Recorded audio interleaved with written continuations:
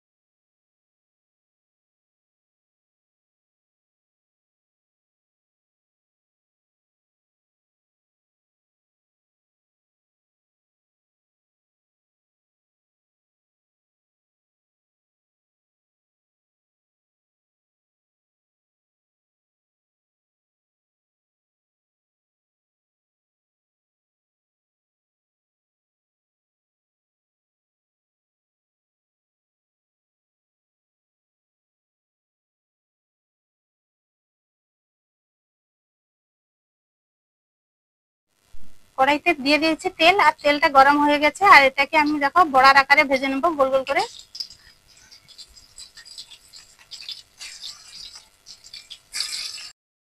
দেখো হালকা আঁচে আমি ভেজে নিয়েছি, দুপাশ লাল করে তুলে নেব। দেখো খুব মুচমুচে হয়েছে, শব্দ দেখো শুনে এগুলোকে বুঝতে আমি পারছো। ভেজে তুলে নিয়েছি, আর খুব সুন্দর দেখো লাল মুচমুচে হয়ে গেছে ভাজাগুলো, খুব সুন্দর। ওই তেলের মধ্যে দিয়ে দিয়েছি গরম মশলা আর এলাচ আর আদা কুচি, হলুদ লঙ্কার গুঁড়ো পরিমাণ মতো, আর মশলা একটু বেটে রেখেছিলাম মশলা ধোয়া জল দিয়ে দিচ্ছি। মশলা ধোয়া জলটা দিয়ে একটু মশলাটা ভালো করে একটু কষিয়ে নেব। দেখো মশলাটাকে ভালো করে কষিয়ে নিয়েছি, এর মধ্যে দিয়ে দিচ্ছি জল, গ্রেভির জন্য অল্প একটু দেব, পরিমাণ মতো লবণ, ভেজে রাখা বড়া দিয়ে কিছু সময় ফুটিয়ে নিয়েছি। এরপরে তুলে নেবো। দেখো রেসিপিটি ভালো লাগলে সাবস্ক্রাইব করো, পাশে থেকো।